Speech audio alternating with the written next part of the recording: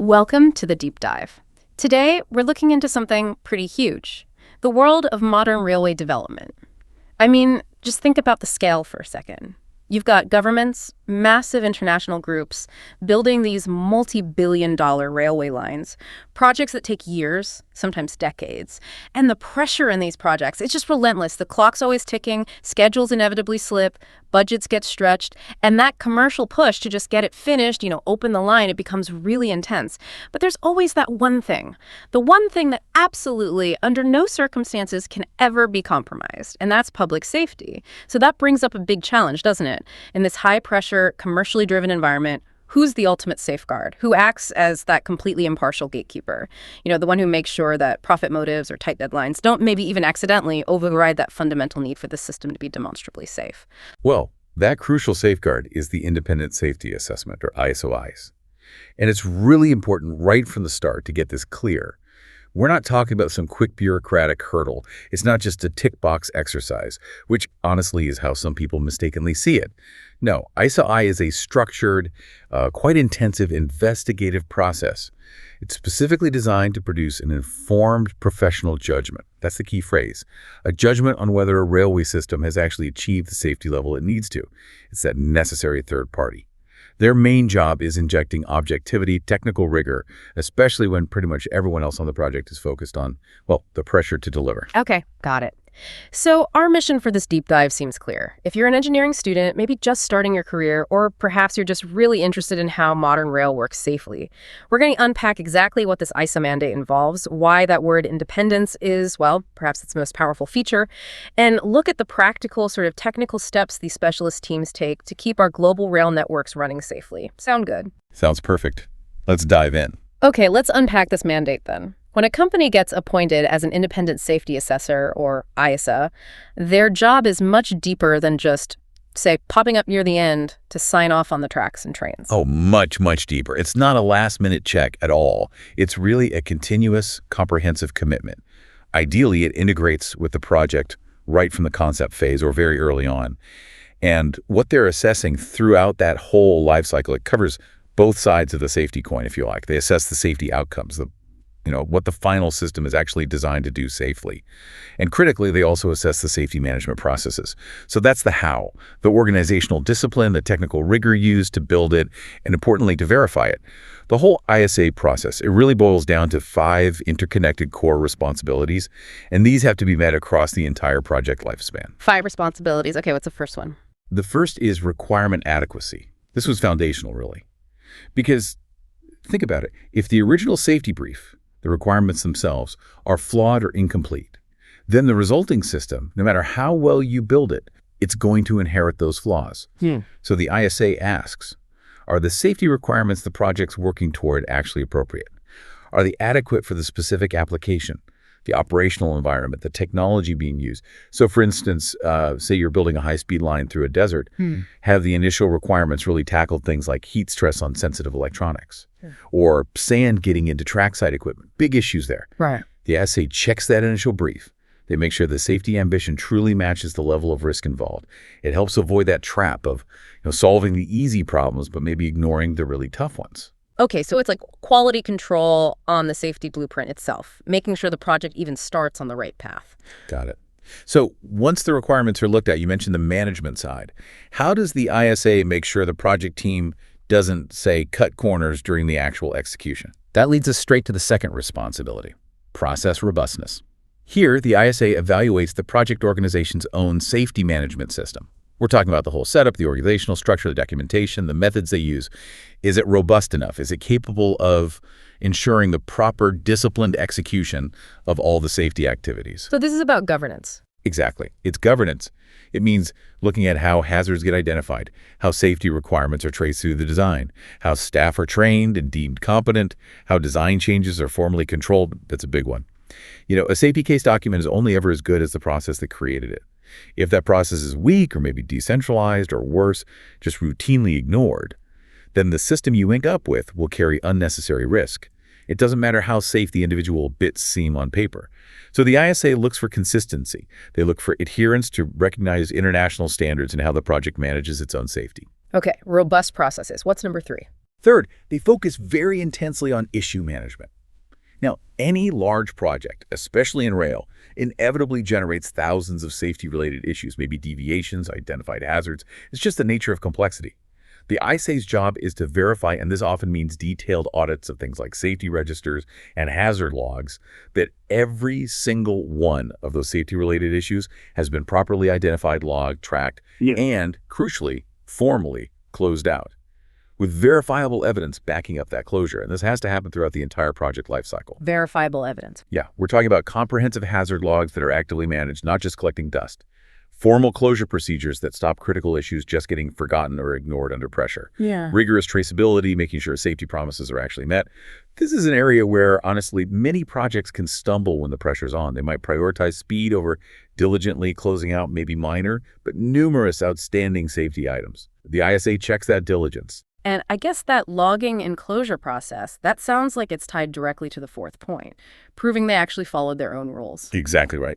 The fourth responsibility is adherence to process. So it's one thing to have robust processes, that was point 2, and to log issues, point 3.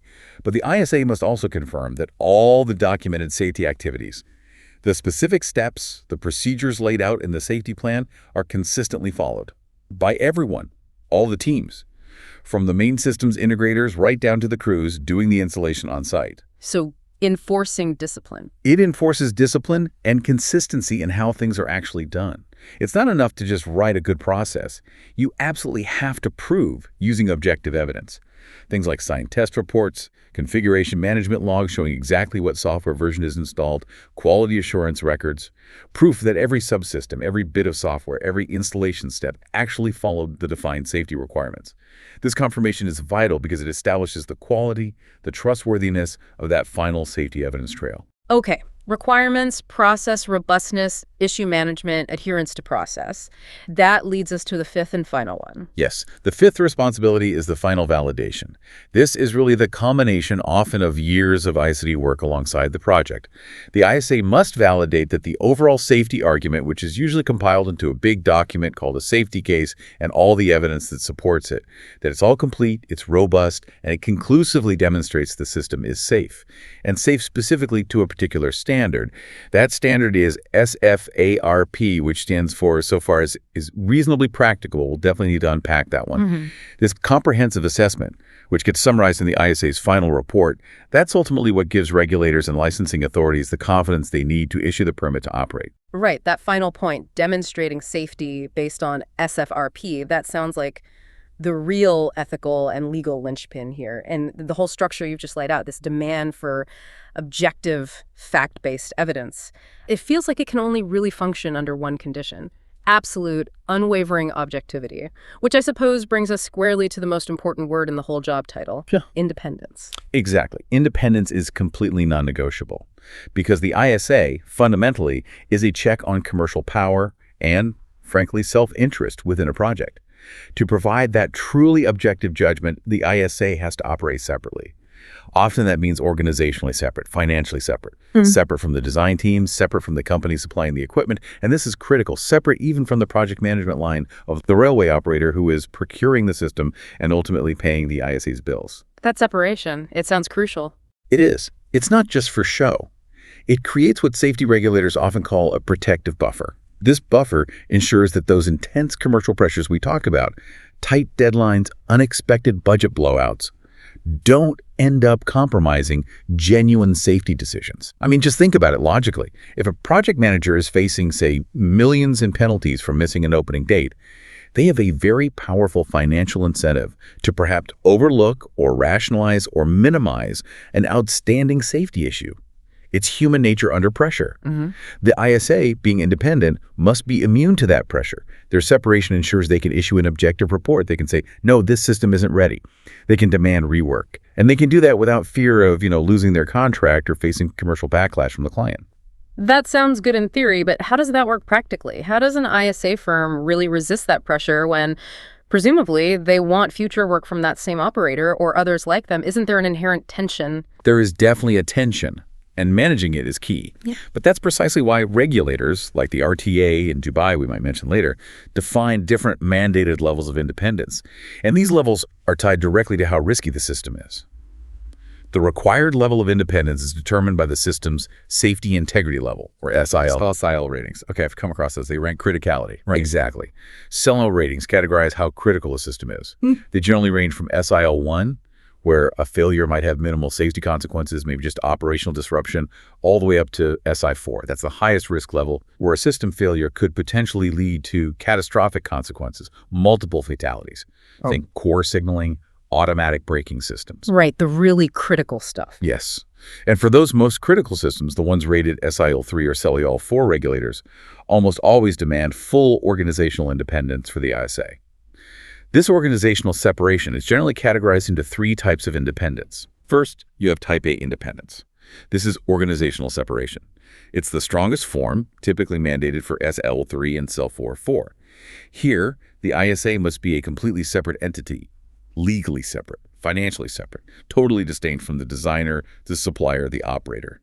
They can't share management, budgets, or report up the same internal safety chain. They are truly an objective third party. This maximizes that buffer against pressure. Okay, Type A is the gold standard for high risk. What else? Then there's Type B independence. This is functional separation. This might be used when maybe you need really deep, specialized internal knowledge that's hard to find externally, perhaps for a SESL 2 system, or something slightly lower risk. In Type B, the ISA team operates as a separate function within a larger organization, like the supplier or operator. But, and this is key, they must have distinct reporting lines, separate budgets, and a formal safety firewall protecting their judgment from commercial managers. So their independence is functional, even if they share the same parent company logo. I see. So separated within the organization. And the third? The third is Type C independence, which is internal separation. This is the minimum level, and honestly, it's generally only considered acceptable for the least critical systems, maybe SIL 1 or non-safety functions. Here, the assessment team is internal, but they still have to demonstrate independence of judgment. Typically, they'd report to the highest level of management, separate from the design and delivery teams. But because of the obvious potential for conflicts of interest, Type C is very rarely accepted for safety-critical railway systems. Regulators usually push for A or B. Understanding those tiers, A, B, C, is really helpful. It shows the regulation tries to be proportional to the risk. Okay, let's go back to that term you mentioned, SFIRP. So far as is reasonably practicable. For engineers listening, how do you take that, which sounds a bit like a legal phrase, and turn it into something objective, a measurable decision? That's a great question, because SFIRE is a defining principle. And it's not always intuitive at first. It demands more than just a simple risk matrix. It requires a pretty sophisticated risk-benefit analysis. As you hinted, it does have a legal basis stemming from a UK case way back in 1949, Edwards v. National Coal Board. But the core principle it established is what matters for engineers today. The test essentially says, risk must be reduced until the cost, time, and trouble of taking further measures become grossly disproportionate to the safety benefit you gain from that extra measure. Grossly disproportionate. Okay, that's the key phrase. That's the key. It's a balancing act, but it's heavily weighted towards safety. It's not about just finding the cheapest option or optimizing cost. It's about proving that spending more would be excessively, grossly out of proportion to the tiny extra bit of safety you might buy. So the ISA has to review the project's risk assessments and ask, did the project team choose the right safety measures? Did they go far enough? Let's try an example. Imagine a residual risk has been calculated, say, 1 potential catastrophic fatality every 10,000 years of the system operating. Pretty remote, but still there. Now, the project proposes a safety upgrade costing, let's say, $500,000. And this upgrade reduces that risk significantly, maybe to 1 fatality every 20,000 years. That seems reasonably practicable. Right. Seems like a worthwhile investment. Probably. But now imagine another potential upgrade is proposed. This one costs $10 million. And the analysis shows it would only reduce the risk marginally, further, maybe from 1 in 20,000 years to 1 in 20,500 years. In that case, the ISA, looking at the evidence, might agree with the project team that spending $10 million for that tiny, tiny marginal gain is grossly disproportionate. The cost is huge compared to the minimal extra benefit. Yeah. So SFAPP might be met without that $10 upgrade. Okay, that makes sense. But what about the other way around? Yes. The other way around is absolutely critical. Let's go back to that $500,000 upgrade that significantly reduces risk. What if the project manager says, look, we'd love to do it, but we just don't have $500,000 left in the budget? Here, the ISA's position and the legal position underpinning SFAP is absolute. Lack of budget does not make a necessary safety measure not reasonably practicable. If the organization cannot afford the risk controls needed to meet the SFA standard, then fundamentally they cannot operate the system safely. Full stop. Wow. So we can't afford it. It's not an excuse for safety. Not when it comes to reasonably practicable measures. The ISA's final sign-off effectively confirms that every reasonably practicable step has been taken, irrespective of budget limitations after the fact. If you can't afford safety, you can't operate. That really is the ultimate ethical and professional check on the purely financial drivers in a project. So how do regulators make sure this whole process, including applying SSUP, is done consistently across different projects, different assessors? Good point. Regulatory bodies have to formalize and actively monitor the ISA function. The approach taken by Dubai's Roads and Transport Authority, the RTA, is a good example of how this is structured. They don't just let anyone be an ISA. They mandate that ISA firms must be formally accredited by recognized international bodies. Often these are classification societies or certification bodies known for rigor. And furthermore, to tackle that potential conflict of interest, especially for Type A assessors, maybe doing other consulting work, they require individuals and firms to sign very strict declaration of interest forms. These confirm there are no pre-existing commercial conflicts that could possibly taint their judgment. Things like, have they done design work on this project before? Do they share key personnel? Are there financial cross-holdings between the ISA and the suppliers? So real transparency on potential conflicts. Absolutely. And this integrity isn't just checked once, it's monitored. ISA permits or approvals aren't usually permanent. They're often issued for a fixed term, maybe 3 years, and they're subject to ongoing performance review by the regulator. If an ISA firm is found to be consistently deficient in their work, or if their independence is compromised, their accreditation, their permission to practice as an ISA can be revoked. It keeps standards high. Okay, so we've got the mandate, the core principle of independence, the SFARP rule. Now let's look at how the ISA actually works day to day. And the first absolutely critical operational factor is timing. I mentioned it briefly before, but it's worth stressing. The effectiveness of an ISA is almost inversely proportional to how late they get involved. They must start early. We're talking concept phase, initial definition phase, often before the main design and build contracts are even signed. Why is starting that early so crucial? Because the cost of delay in engaging an ISA is just astronomical. Think about it. If the ISA only gets brought in late, maybe during final system integration or commissioning, and they find a fundamental flaw, maybe in the system architecture, maybe in how the signaling handles power failures, something deep in the design, fixing that late means potentially dismantling years of work. It means massive design changes, huge delays, remanufacturing, retesting everything. It's a nightmare. Whereas finding it early. Identifying a conceptual flaw in year 1 might just involve updating some documents, maybe a small design tweak. Identifying that same flaw in year 5 when hardware is built and software is coded. That could delay the project opening by a year or more and cost literally hundreds of millions in rework. So engaging the ISA early isn't just good practice, it's actually a risk mitigation strategy. It reduces overall project costs by finding and fixing problems when they're cheapest to fix. Okay, point taken. Engage early. So assuming they are engaged early and working throughout the project, what are these assessors actually doing? How do they dig into the project beyond just reading reports? What are their tools? Right. Their methodology is a blend. It's part system audit, part deep technical investigation. They often start by conducting safety management audits. These are really process checks. Is the project's quality management system actually functioning as documented? Are people following the procedures? Is the documentation up to date? Are the interfaces between different teams and systems properly defined and managed? Checking the how. Exactly. And then, simultaneously, they perform extensive technical documentation review. This means getting into the real nitty-gritty.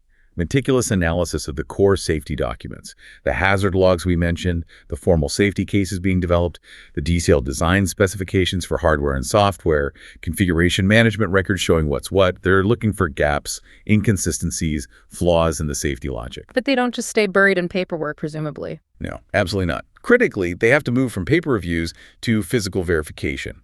This involves witnessing critical project activities.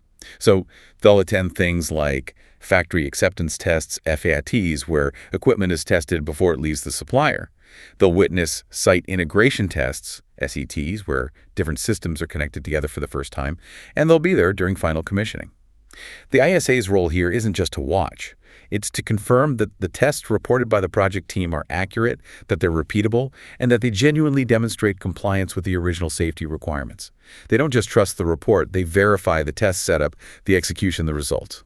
Okay, witnessing tests. What else? They also conduct technical interviews with key project personnel. And this isn't just chats with senior managers. This involves probing the actual understanding of safety requirements among the people doing the work, talking to design engineers, software developers, testing teams. Sometimes, a misunderstanding of a critical SIL requirement by maybe a junior programmer that could represent a significant safety risk that a purely paper-based audit might completely miss. These interviews can uncover those gaps. Right, getting down to the working level. Precisely. And finally, there's a highly specialized technique they often use, particularly when dealing with complex software or signaling systems.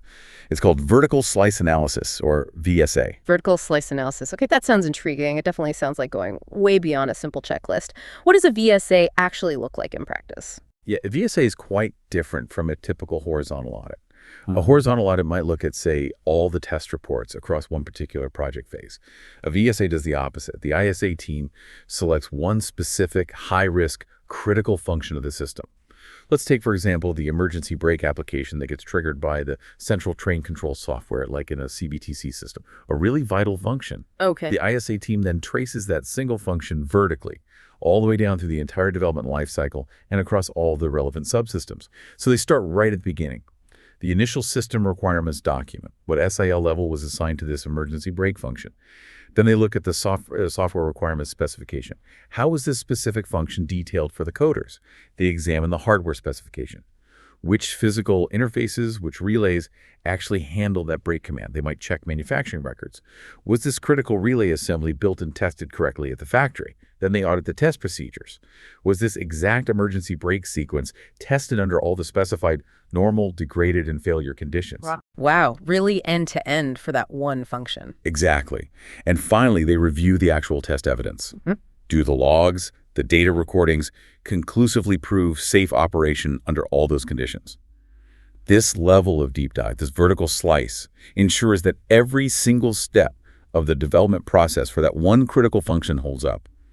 It gives confidence that the whole safety process, design, build, test, is working correctly by proving it works for the really important bits. That level of rigor, it must require a pretty specialized team. What does an ISA team look like? Absolutely. ISA is definitely a team effort. It's typically led by a lead assessor, who's usually a senior, highly experienced chartered engineer or an equivalent recognized safety professional. But the team itself has to be multidisciplinary. You can't just have one person trying to assess everything. You need signaling experts, software safety specialists, rolling stock engineers who understand train mechanics, power systems analysts, human factors experts sometimes, a whole range depending on the project scope. And what's the knowledge base they need? What standards are they working to? The required technical knowledge is pretty demanding. It's built on a deep understanding, a mastery really, of key functional safety standards, especially the CNELEC standards, which are specific to European railways but widely adopted globally. Key ones include EN 50126. This is sort of the foundational standard. It defines the whole RAM's life cycle, reliability, availability, maintainability, and safety, and the management processes required for the entire system. Then there's EN 50129. This one specifically governs the safety assessment of hardware and electronic systems, things like trackside signaling equipment, interlockings, and absolutely critical for modern railways is EN 50128. This standard specifies the stringent requirements for developing and assuring the safety integrity of railway control and protection software.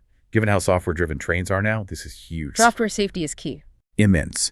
And underpinning all of these is often the broader international standard, IEC 61508, which is the global benchmark for functional safety across many industries, not just rail. So ISA teams need fluency in all of these. And beyond the standards themselves, they need to be skilled in applying specific hazard analysis techniques. We talked earlier about identifying issues. Well, the methodologies for doing that systematically are quite complex and need expertise in things like Hazy-on-P studies, hazard and operability studies. Yeah, it uses structured guide words like no flow, more pressure, other than expected function, to systematically challenge the design intent and uncover potential failure modes or hazards that might have been missed. They also need techniques like FMICA failure modes, effects, and criticality analysis. That analyzes, okay, what happens if this specific component fails? What's the effect? How critical is it? And FTA fault tree analysis. This works backwards from a potential catastrophic event, like a collision, and tries to identify all the possible combinations of lower-level failures, component failures, human errors, software bugs that could lead to it. For anyone listening who's thinking about a career in this field, mastering these standards and these hazard analysis techniques is absolutely non-negotiable. That gives us a much clearer picture of the technical depth required. It's definitely not superficial. To maybe give our listeners a real sense of the scale involved, could you talk about how ISA has been applied on some of those really massive infrastructure projects you mentioned in the Middle East earlier, perhaps? Yes, the Middle East provides some really powerful case studies of ISA being applied in high-stakes, large-scale projects, often involving cutting-edge technology like driverless trains. The Riyadh Metro project is a prime example. The scale there was just enormous. We're talking a $22.5 billion project, 175 kilometers of track, 84 stations, and designed from the outset to be the world's largest fully driverless metro system. Wow, driverless on that scale. The safety implications must be huge. Immense. And the challenge for the ISA there was multifaceted. First, they had to assess the work of 3 separate, large, international design-build consortiums, each building different lines, potentially using different technologies. The ISA had to help ensure safety, consistency, and compatibility across the entire network. Second, the environment itself, making sure that critical systems like the CBTC signaling software, the train control interfaces, the power supply systems, making sure they could maintain their SI4 integrity under the stress of relentless high desert temperatures, dust ingress. These are serious safety challenges, not just operational ones. The ISA's reports throughout that project were absolutely crucial for the Saudi Transport General Authority, the regulator, to eventually issue the operating safety certificates needed to start passenger service, which began rolling out in 2024. Okay, Riyadh Metro. Any others? Sure. Look at the UAE's Etihad rail network. This presented a different kind of challenge. Again, massive scale, eventually a 1,200-kilometer network across the Emirates, but also dual use.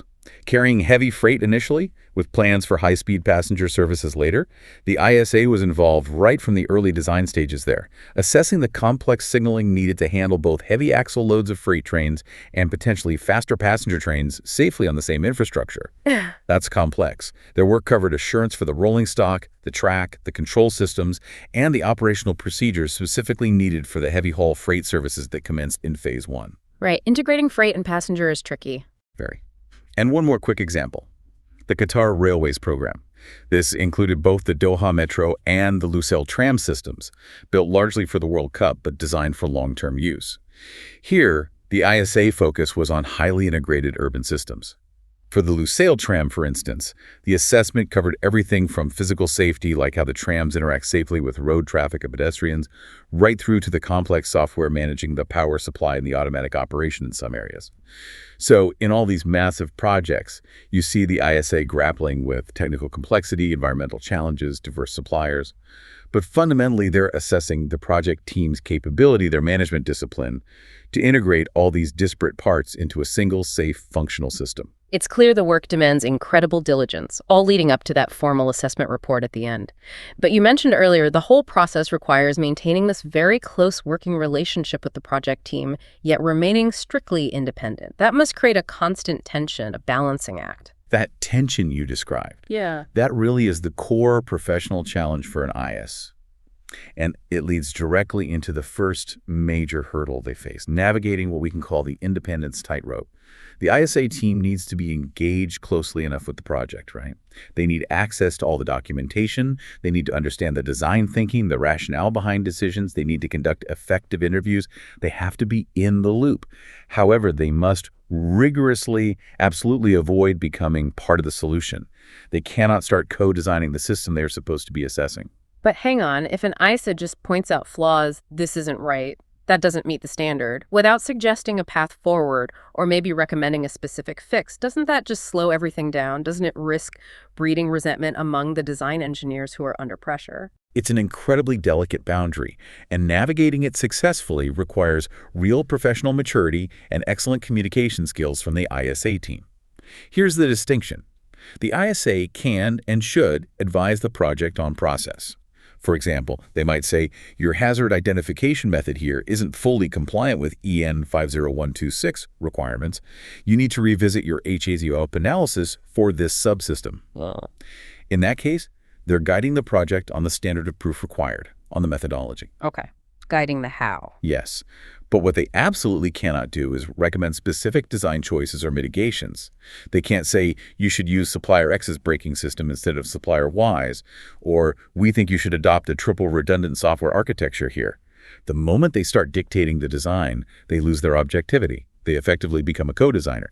And then how can they possibly provide an independent assessment of a design they themselves influenced or created? Right, they'd be marking their own homework, essentially. Precisely. So maintaining that strict boundary guiding on process and standards, but never dictating design solutions, requires constant ethical vigilance from the ISA. Another really acute challenge, especially when projects involve very new or novel technology, is the competency gap. Put simply, the demand for highly specialized, experienced safety assessors is often outstripping the available supply. We're seeing major rail projects adopting bleeding-edge tech, now fully autonomous train operation, complex machine learning algorithms for diagnostics or control, novel signaling concepts based on new communication protocols. But the global pool of engineers who have, say, 10 or 20 years of deep experience in assessing those specific kinds of applications at SEL4, well, that pool can be quite small. So finding the right expertise is hard. It can be very hard. And this scarcity sometimes forces pragmatic compromises. A project might ideally want a fully external, Type A independent assessor for a niche system. But if no suitably qualified Type A expert is available anywhere in the world for that specific domain, they might have to reluctantly accept, with regulatory approval, a Type B arrangement using internal experts, but with strict functional separation simply because the external expertise doesn't exist yet. This really underscores the urgent need to build up expertise in these new areas among the next generation of engineers. That makes sense. Which leads nicely into thinking about common pitfalls. For our listeners, maybe those starting out or managing projects involving ISAs, what are the key mistakes to avoid? Okay, some crucial advice here, based on unfortunately common experiences. The first, and still probably the single most costly error, is engaging the ISA too late. We touched on this, but it bears repeating. Waiting until the design is frozen, or worse, waiting until site testing starts. It's just a recipe for potentially catastrophic rework and delays if the ISA finds something fundamental. They need to be involved right back at the concept phase, validating those initial safety requirements we discussed as point 1 in section 1. Safety absolutely has to be designed in from the start, not retrospectively bolted on at the end. So rule number 1, get them in early. What's next? The second major pitfall is treating the ISA as an obstacle. Sometimes project teams fall into the trap of viewing the assessor as, a policeman or just a necessary evil you have to endure to get a certificate. When that happens, relationships can become adversarial. Projects might try to conceal information, or they drag their feet providing evidence, or they get overly defensive about findings.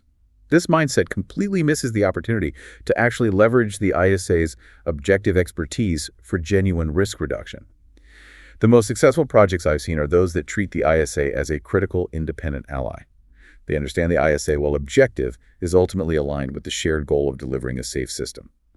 They foster transparency and timely information sharing. Right, seeing them as an asset, not an antagonist. And you mentioned SFRP earlier. Misunderstanding that seemed like a potential pitfall, too. Yes, absolutely. The third common pitfall is misunderstanding SFR. And we need to caution against two opposite misinterpretations here. One is the over-engineering trap. Some teams mistakenly believe SFRA means they have to implement every single technically possible safety measure, no matter how marginal the benefit or astronomical the cost. This can lead to gold plating and excessive expenditure without a real safety return. But the other extreme is more dangerous.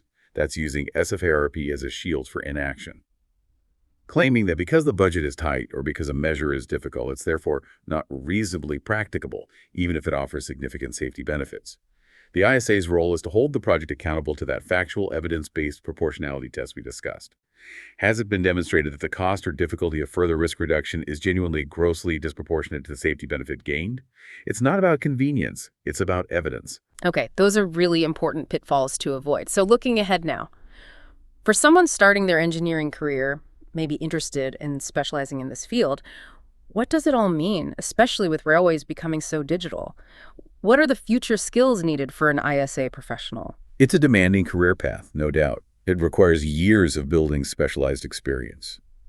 But it's incredibly important work, and yes, it's evolving rapidly. We're definitely at an inflection point because of the digitization of rail. So future ISAs need to urgently develop emerging competencies that go beyond the traditional civil, mechanical, or even basic electrical safety domains. Probably the most urgent needs right now are for deep expertise in software safety, especially around the verification and validation of complex software, including AI and machine learning algorithms that are starting to appear in things like autonomous systems or predictive maintenance. How do you assure the safety of an algorithm that learns and changes? That's a huge challenge. AI safety in rail. Wow. Exactly. And closely related, cybersecurity is rapidly shifting from being just an IT problem to being a core functional safety issue. And ISA today, and certainly tomorrow, needs to assess not just does the train stop safely if a track circuit fails, but also what happens if a malicious actor remotely hacks the control system or the signaling network and tries to cause an unsafe situation. Assessing the cyber-physical resilience of these hyper-connected systems is becoming a non-negotiable part of the ISA scope. That's a whole new dimension of risk. It is. And another area emerging is climate change resilience. ISAs are increasingly being asked to evaluate how the infrastructure design and the safety systems within it will cope with projected future extreme weather events. Assessing the safety performance under conditions like unprecedented heat waves affecting electronics or unexpected flooding impacting trackside equipment, that's becoming part of the long-term safety assurance picture. So software, cyber, climate resilience, a lot of new areas. How does someone typically get into this field and progress? Well, a strong engineering foundation is essential, obviously. Often, people move into safety after gaining experience in a core rail discipline, like signaling or rolling stock. A master's degree or specialized postgraduate training in safety engineering or functional safety, maybe focused on standards like IEC 61508, is increasingly common. Typically, you'd start in a more discipline-specific safety engineering role first, perhaps becoming a software safety specialist or a hardware safety engineer. You need to build that deep domain knowledge maybe over 5 to 7 years or more. Then, as you gain broader experience across different railway subsystems, demonstrate consistent professional integrity, and really master those key standards and assessment techniques we talked about. You can progress into a multidisciplinary assessor role, working as part of an ISA team, and eventually, after significant experience and proven competence, you might achieve the lead assessor designation, taking responsibility for directing these complex system-wide safety evaluations. It sounds like the technical skills are obviously vital, but what about the softer skills? Oh, absolutely crucial. Don't underestimate them. An effective ISA must be able to communicate highly complex technical safety arguments clearly, precisely, and objectively, often to non-technical stakeholders or regulatory bodies, sometimes under intense scrutiny or pressure. They need unwavering personal and professional integrity, especially when faced with those budget-driven or schedule-driven objections. Excellent stakeholder management skills are key, building trust while maintaining independence. And ultimately, it comes down to exercising sound, objective professional judgment, knowing when an issue is a minor non-compliance versus a critical, potentially project-halting safety risk. That discernment is perhaps the true hallmark of a really effective, experienced assessor. Technical knowledge alone isn't enough. #MenTagOutro. So if we were to consolidate the key principles, maybe the core messages for any young professional starting out in railway safety or interacting with it, what would they be? I think first you need to recognize that safety isn't just a constraint or a cost. It's actually an enabler. Robust safety processes, verified independently, are the only way to achieve long-term, sustainable, successful railway operation. It builds public trust, it protects assets, it ensures viability. Second, really understand that independence, the ISA's independence, isn't about creating friction or being deliberately difficult. It's about ensuring an objective evaluation that ultimately serves everyone's best interest: the projects, the operators, and most importantly, the traveling publics. Third, remember that SRP standard we discussed. It's not static. It's a dynamic, ethical, and legal standard. It requires continuous, fact-based reevaluation as technology improves, as our understanding of risk evolves. What was SFRP yesterday might not be SFR tomorrow. And fourth, perhaps most fundamentally, always champion a strong safety culture. Because the most technically brilliant safety analysis, the most rigorous ISA process, is ultimately undermined if the organization's underlying culture discourages people from reporting problems, from speaking up, or from challenging assumptions. Culture is paramount. That's a fantastic summary. The role of the independent safety assessor, it really does sound like one of the highest positions of trust within the engineering world. It relies so heavily on competence, on integrity, on that unwavering objectivity to act as society's defense against potentially catastrophic failures in these complex systems. And that leaves us and leaves you, our listeners, with maybe this final provocative thought to mull over.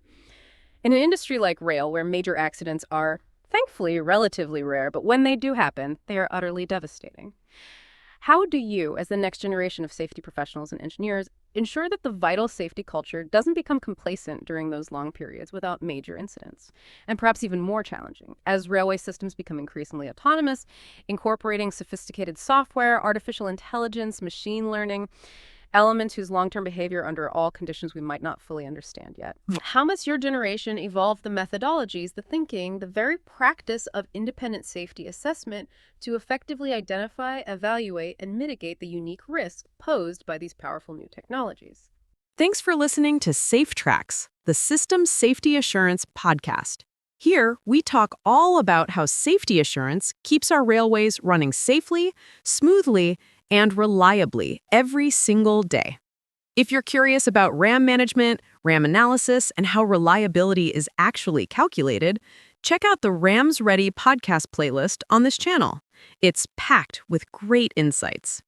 And hey, don't forget to subscribe and tap the notification bell so you'll know the moment a new episode is out. Until next time, stay safe, stay assured.